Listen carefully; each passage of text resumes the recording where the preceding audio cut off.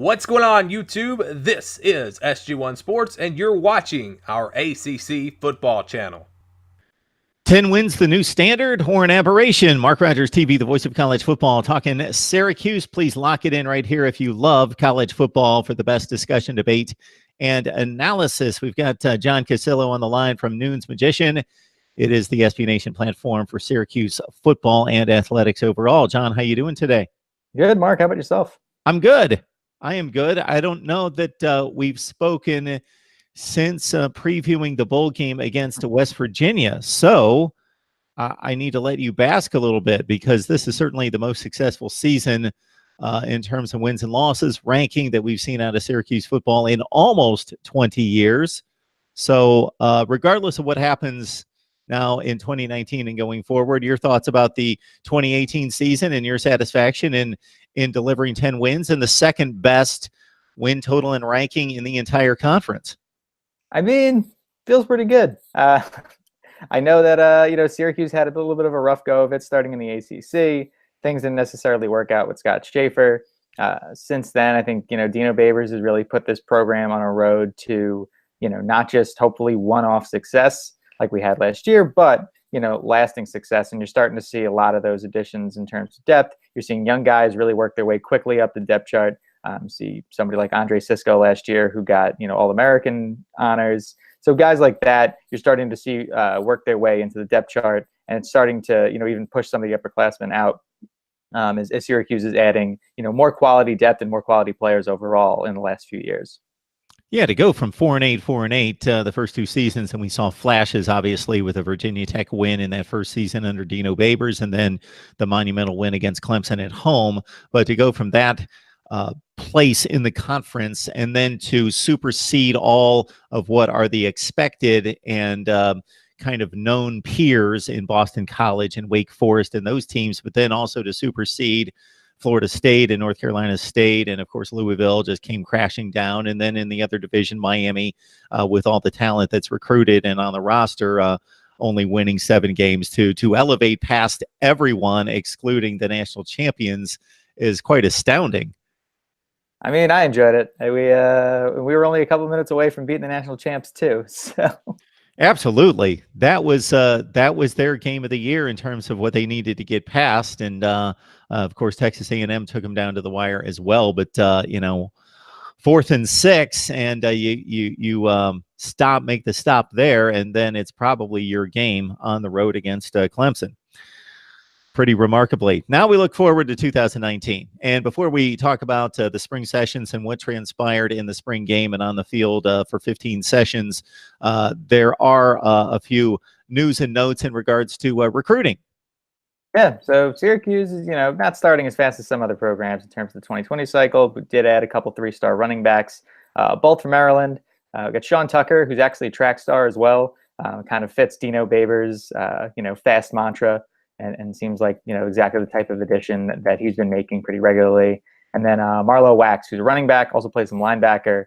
So we'll see where he slots in. But Syracuse potentially has its running back situation for 2020 figured out already in terms of recruits with those 2 guys. I don't know if we'd really add a third from there. But good start to things. I think Syracuse fans are willing to be patient at this point, given the fact that, Dino did deliver a 10-win season. And I think, we're just going to start seeing, the benefits of that on the recruiting trail. And I think it could see a nice uptick and maybe some 4-star guys coming in the program this year. We've got John Casillo on the line from SB Nation's Noon's Magician. If you catch him right there and the rest of the staff, you get up to date on all of Syracuse athletics and football as we wind down the spring with the spring game this past Saturday. So, John, I'll leave the floor open to you in regards to not just focusing on the spring game, because we can only take so much from that, a bit of a glorified scrimmage, depending on what the coach approached the setting in regards to the rules and put in motion in terms of tackling and so forth. But really the entire session, what were the storylines? What stood out to you? Yeah, I mean, unfortunately, because I'm not in Syracuse, there was no option to watch for me. That said, for those that were there, and we had a couple guys on site covering from the sideline, definitely seemed like the offensive line actually looked a lot better than we thought, considering we're dealing with a couple injuries. We're missing 3 starters from last year. Defensive line also looked really strong. I know those two things might seem counterintuitive, but Syracuse's defensive line is definitely going to be, the strength of that side of the ball this year. We lost Chris Slayton in the inside. He's somebody who's probably going to get drafted in a couple weeks, but we have developed some really nice depth there. So guys like Kendall Coleman, Alton Robinson, guys who were angling to get drafted potentially in the first half of the NFL draft in 2020, should really come on pretty well.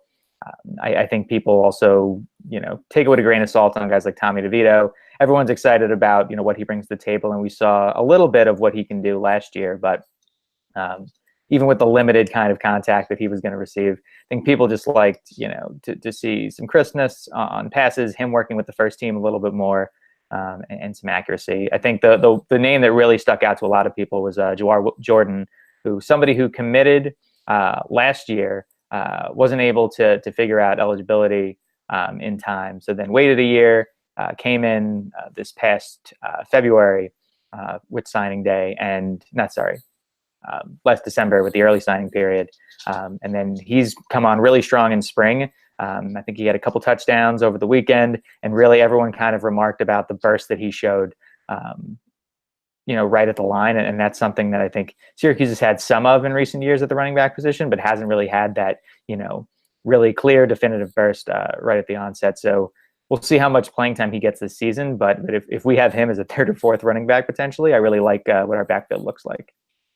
John Casillo joining us from Noon's Magician. It's the SB Nation platform for Syracuse athletics, talking football, and Dino Babers and company trying to duplicate a 10-3 campaign last season. Of course, this is Mark Rogers TV, the voice of college football, where it's our aim to provide the best in discussion, debate, and analysis as we head toward August, John. So when you take all the different positional units into play, what do you feel good about? What do you need to see more of in August and hear good reports from? I think offensive line is my biggest concern on that side. But again, they look pretty good in the spring. Take that for what it's worth. The defensive line is not necessarily going to be blitzing as much in a spring game. You're not really going to have sacks necessarily. But I think the offensive line is going to be interesting because there's going to be, a lot younger and inexperienced players getting worked in there.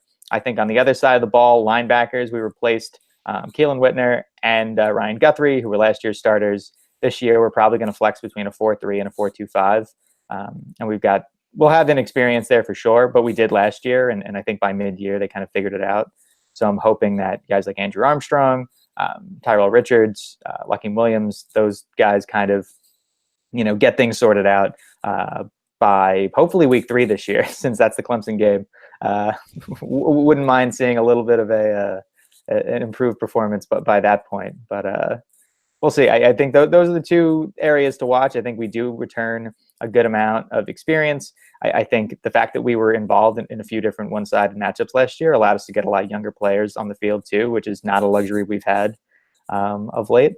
So yeah, I'm pretty optimistic, to be honest, and I don't want to fool myself into thinking that this is automatically another 10-win campaign, but I think the pieces are there to do it if we can replace the few things that really need to be addressed. John, is there a player or two or three, and I typically throw you this question, that you're excited to see, that you saw limited action from in 2018, or is completely off the radar because they redshirted or whatever the case might be, just excited to see a new guy break through? I'm really excited to see Abdul Adams. He was an Oklahoma transfer who had to sit last year until the bowl game. Dino Babers was smart to use the new redshirt rules to his advantage. He got him in a little bit, and he's probably going to split carries with Mo Neal as a starting running back. I know at Oklahoma he was averaging, I think, well over 7 yards a carry before he transferred. So really excited to see him get some significant game minutes. Same goes for Tristan Jackson, a guy who sat out until the bowl game last year. Michigan State transfer, 6'1", 184, so bigger target. He caught a touchdown pass in the bowl game against West Virginia, somebody who could potentially be an option for Syracuse on the outside. And I think Tommy DeVito is probably going to work up a pretty good rapport with him. I think Tyrell Richards is, I mentioned him before, redshirt sophomore linebacker. He played some defensive line, like edge rusher last year, and he's the sort of guy that just has like freakish athleticism, There's been a couple articles already written about him in the spring. He's somebody who, if we play a 4-3, he's going to be that third linebacker, and I think that he can really, be a huge difference maker for this group. And I'm excited to see him in some extended minutes with the starting unit potentially. All right, good stuff from John Cassillo from Noon's Magician. I encourage you to follow Syracuse, put them on the radar for this upcoming football season. Obviously, they broke out under Dino Babers with a top 15 finish, second in the ACC at 10-3. John, we appreciate you stopping by. Of course, thanks, Mark. Thank you for watching this video. If you are an ACC football fan, please subscribe to the channel. Leave us your thoughts down in the comments below. And for the latest in ACC football, keep it right here.